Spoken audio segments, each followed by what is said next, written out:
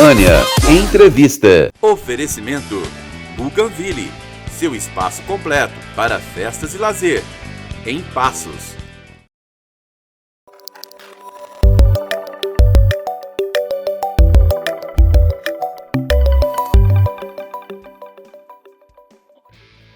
Olá, nosso convidado de hoje é o Orlando Pado Andrade.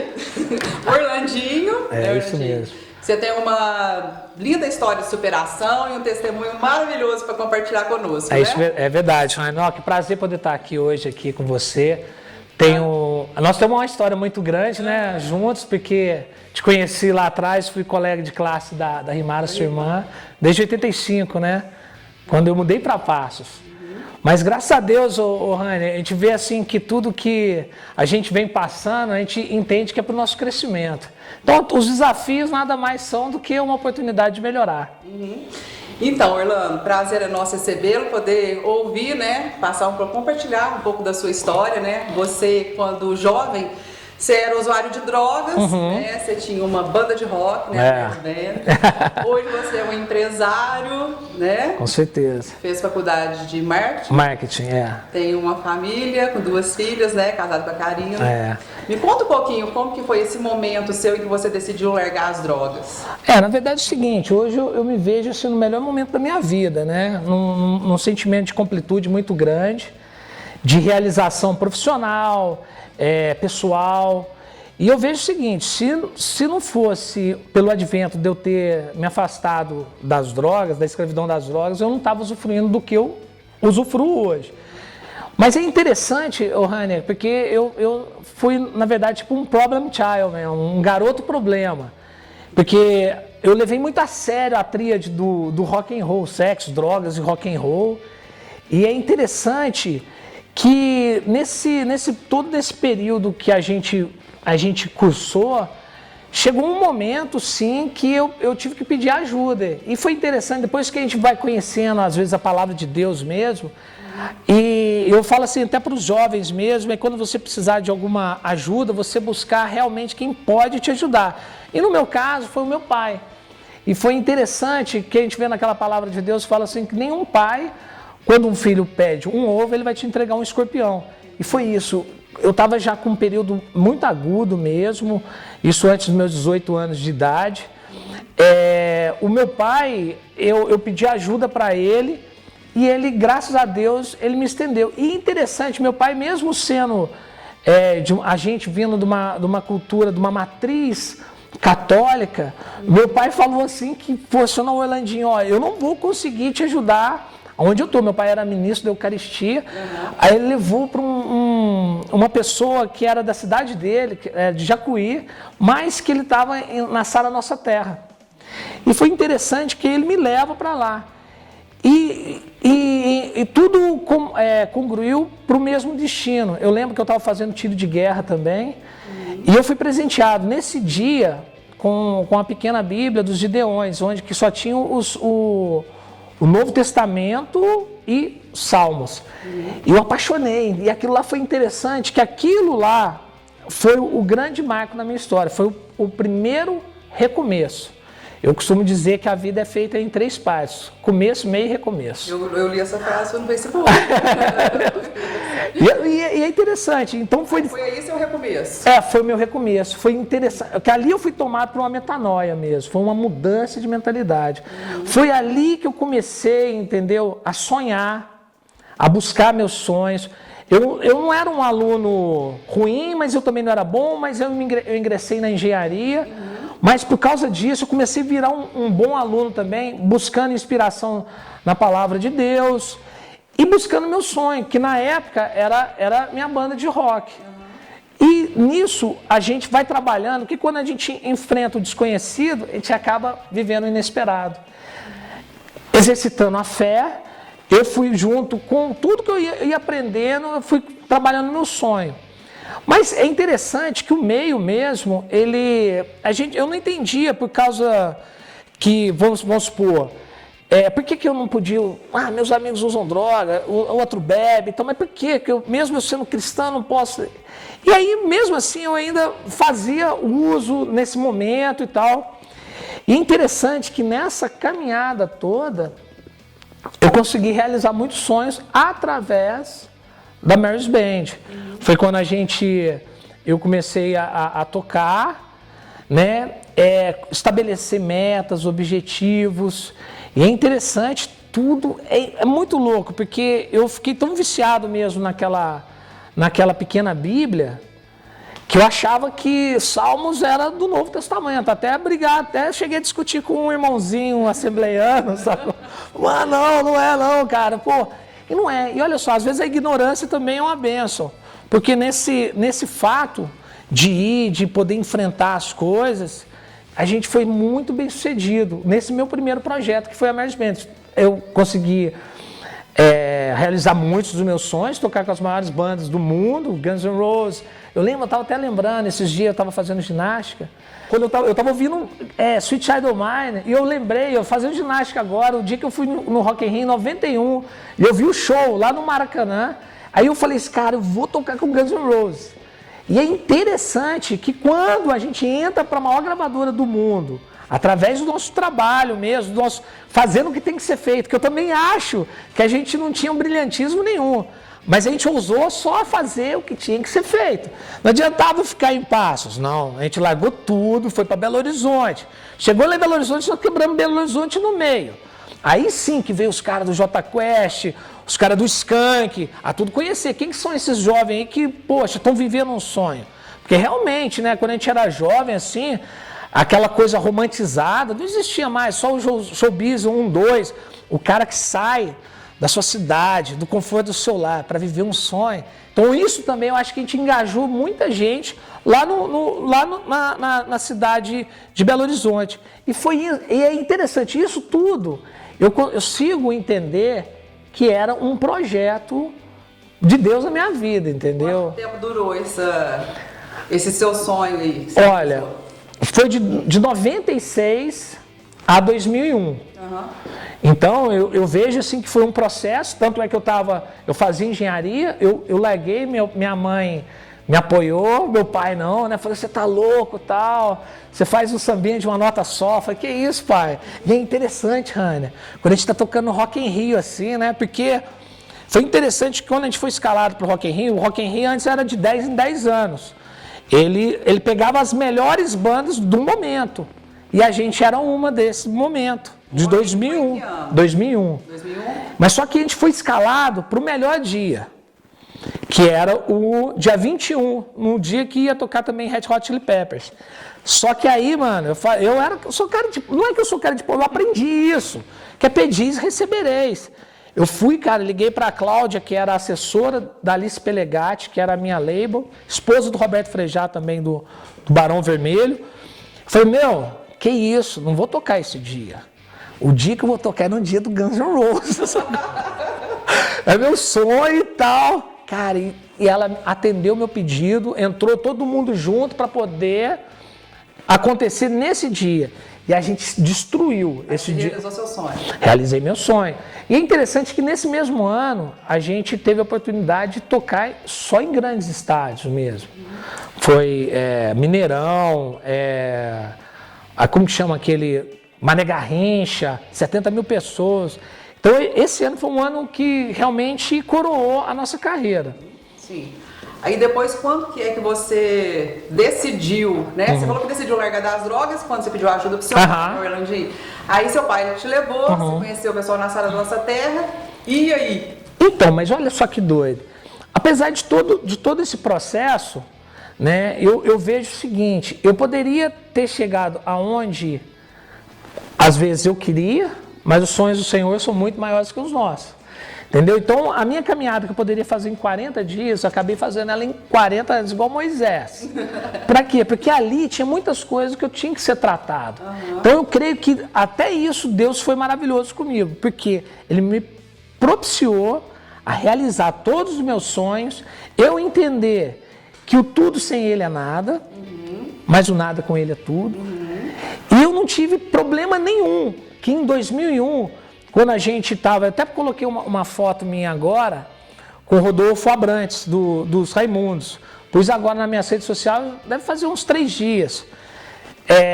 E foi interessante que o Rodolfo, uns dias antes dele largar tudo, o Rodrigo Mazzilli, que é também da nossa banda, ele é proprietário lá da Argumento, lá em Passos, ele junto com o Bolo, que era o vocalista do Surto, falou que eu tinha ido para o Rio de Janeiro para resolver sobre uma música chamada Vestibular, que ia entrar na Malhação.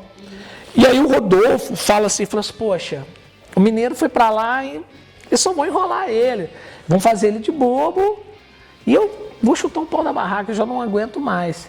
É interessante que, queira ou não queira, eu entendi assim, já o que o Rodolfo está fazendo. Muito, para todo mundo aquilo lá foi um escândalo, eu já estava vendo que eu falei, poxa, realmente isso daí não faz muito sentido. A gente buscando, às vezes, aplauso na terra, né? Porque sucesso da terra não quer dizer aplauso no céu.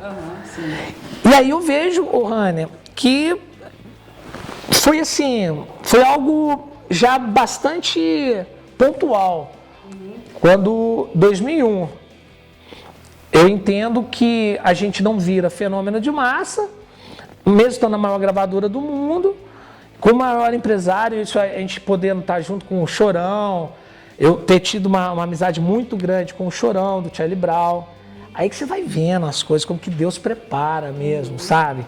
Que vamos supor, eu estava também numa pegada que eu poderia, às vezes, ter o mesmo fim do Chorão e do próprio do Champion.